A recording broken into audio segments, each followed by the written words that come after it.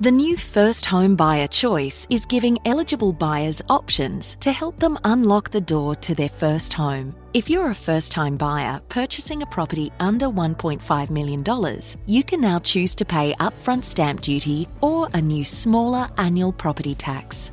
It's your choice. To help decide what's right for you, try our online calculator. Search First Home Buyer Choice. A New South Wales government initiative.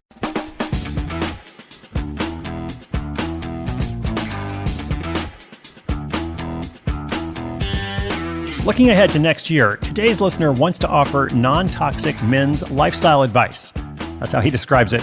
He wants to be the person he needed when he was younger. So you're going to hear more about his vision from the question coming up in just a moment, which is largely about how to position this work or message it for the right people. It's really important when you're starting any kind of missional project or some kind of personality brand, anything where you're trying to attract people to a movement or an idea. You really want to think about how you're going to position it. Like, how will you reach the right people? What's the right language to use? And by the way, I really love to hear from our community. Like, I always love hearing what kind of projects you're working on, what you're thinking about doing. You all are doing some interesting things out there. So thank you for letting me be part of it. Let's see if I can be somewhat helpful to Brody. His question's coming up after this quick message from our sponsor. Thanks, sponsor.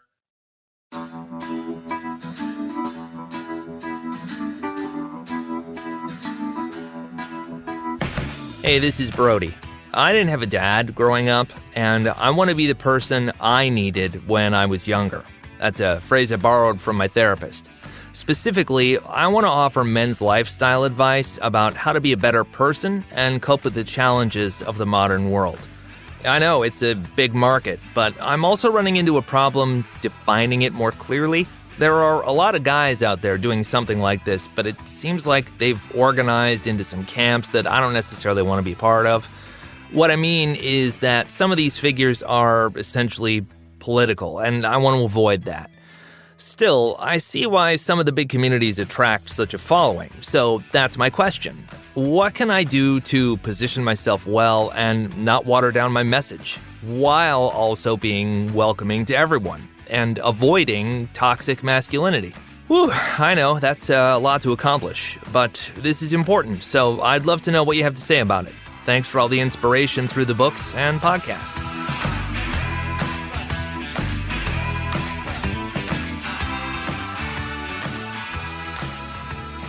Hey, Brody, what a cool mission. The world needs people like you. I really think the world just needs people who are sharing a strong message of some kind of positive message. Let's just clarify that.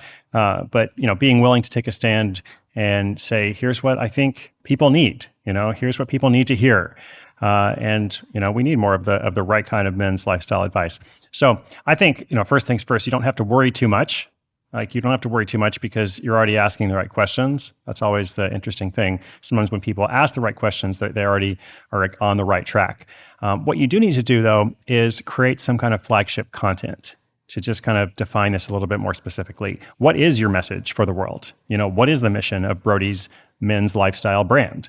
And don't be put off by the word brand, by the way. It's okay to have a brand. You want to brand your ideas well so that they will spread. So you need a manifesto, you need your best 10,000 word blog post, or something else that's really surprising or interesting or in-depth. Could be some other format. Basically what you're looking for is your TED Talk, but most likely in some other form.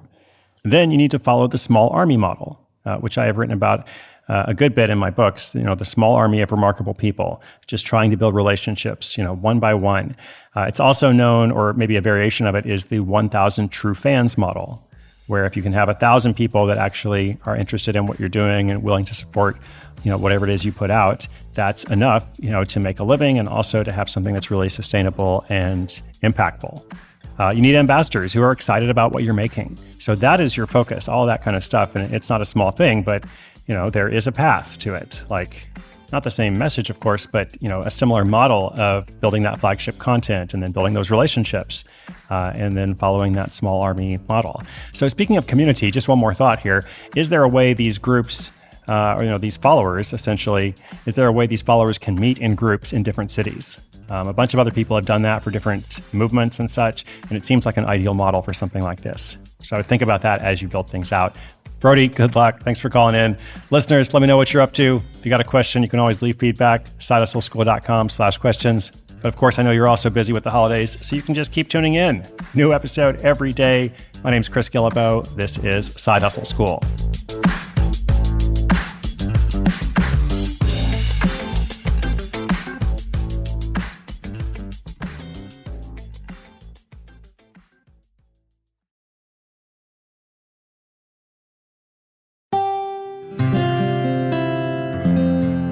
From the Onward Project.